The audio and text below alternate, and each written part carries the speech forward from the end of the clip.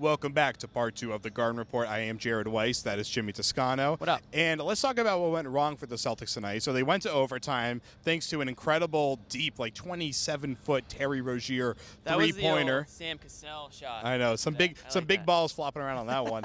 Oh, I didn't know we could go there, but you went there. Why not? What the hell? It's Women's March Day. I might as well go all the way on this one. Yeah. Although, by the way, Women's March Day in Boston was absolutely incredible. It must have been 100,000 people there. That was incredible. Amazing to see an incredible show of force in very trying times for our nation. Speaking of trying times for our nation, the Celtics had Celtics nation. How many turnovers? How many points? 21 turnovers for the Celtics. 34 Blazer points off those turnovers. You're not gonna win a game like that. You can't win a game like that. That's sloppy. Isaiah Thomas had six turnovers, 6 assists. Including a bad pass to Amir Johnson. That was really crucial. Yeah, there was a couple just like, I don't know if the court was sleeping. I saw a couple guys falling all over the place. I had one good effort play by Marcus Smart, but the ball was going to go to the Celtics.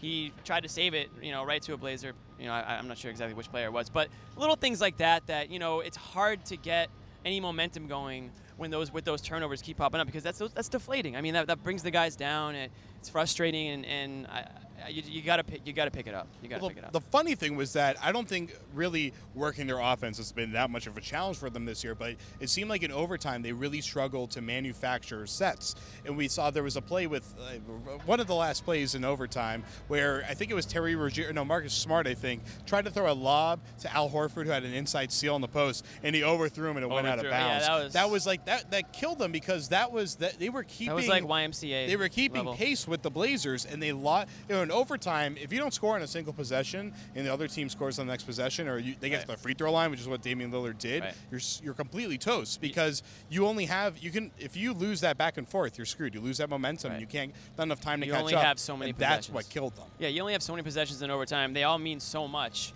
and you can't expect to hit all your shots, but you would like to at least get a shot up. Give you guys a chance. If it's a miss, at least there's a chance for the offensive rebound. But if you're going to throw the ball away, I mean, in that crunch time situation, unlike them, because they're usually pretty smart in those situations late in the game. So yeah, it was a tough loss. I mean, one thing I don't agree with that a lot of people are saying is that the Blazers are better than their record. They're better than their record. Okay, well, their record is their record. They came into this game losers of 4 straight.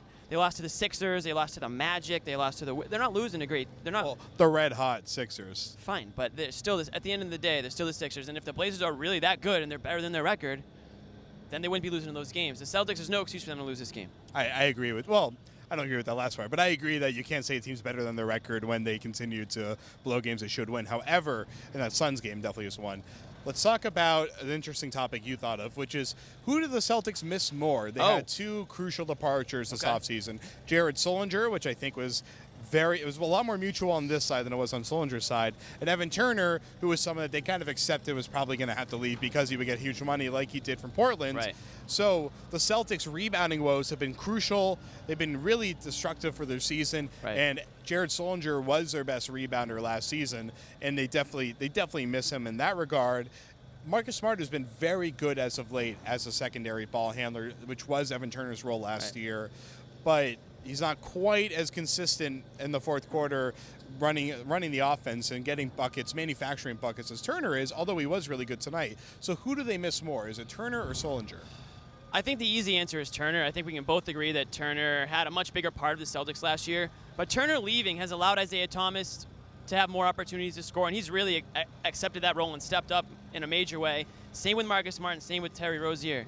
I think Jared Sullinger, despite the fact that he hasn't played all year yet, he played his first game a couple games ago, so the Celtics really haven't missed anything in that standpoint. But what you miss from Sullinger is you miss a big body down low who likes to bang down low, grab defensive rebounds, he'll take charges, really underrated, really good outlet passer, get the guys moving up the court. I think they do miss that, and I think that he's a guy that they could have brought back, as opposed to Evan Turner, where everybody knew because Evan Turner was having such a good year that he was going to have some X amount of dollars, and if they wanted to bring in a guy like Al Horford, there was no way that was going to happen. Yeah, I mean, the reality, I guess, is that while Smart has kind of replaced the role of Turner, Smart was here last year, so it's really Rozier more so that has kind of stepped into the role of just being that guy off the bench. Filling the minutes, yeah. Yeah, but Smart is the one that's effectively replacing him, while obviously Horford was the one that came in for Sullinger, so I think they would take that trade-off, definitely. But the thing I think they are missing, though, is having a competent ball handler for stretches of the game when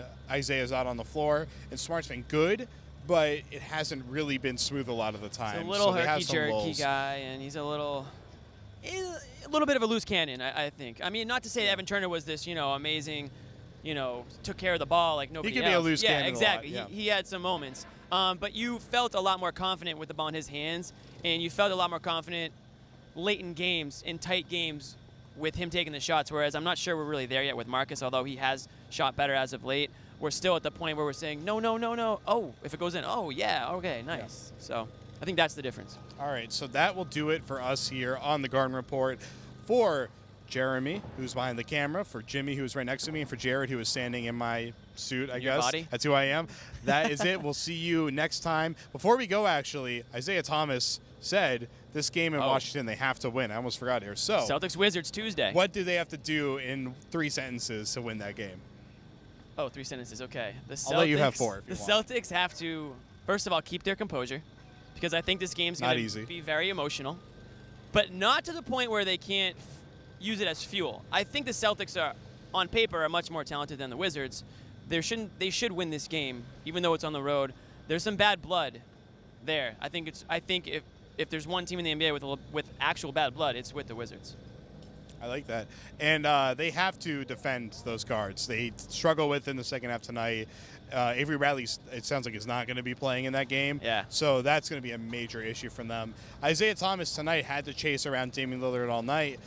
I don't know who they're going to put him on. I mean, they're probably going to have to put him on John Wall a lot of the time, but he might end up on Bradley Beal. That's going to be really tough. Terry Rozier is going to need to have a big game. We saw he had a good game tonight, although he made a few errors, but that's going to happen with Rozier. Yeah, and I don't know how hostile or how packed that the arena gets in D.C. Not really. Not that really. Okay, I was going to say it might be a little hostile environment type of thing, because everyone who's following the Wizards obviously knows about what's going on. That's like 10 people. That's not going to happen. All right. I was there for a preseason game against the Heat earlier this year, and there was like 500 people in that stadium. I talked to a lot of locals down there. A lot of the reporters are like, yeah, people just don't show up. I think they're just busy games. in D.C. right now with other things. Yeah, there might be something going on. All right, Trump out.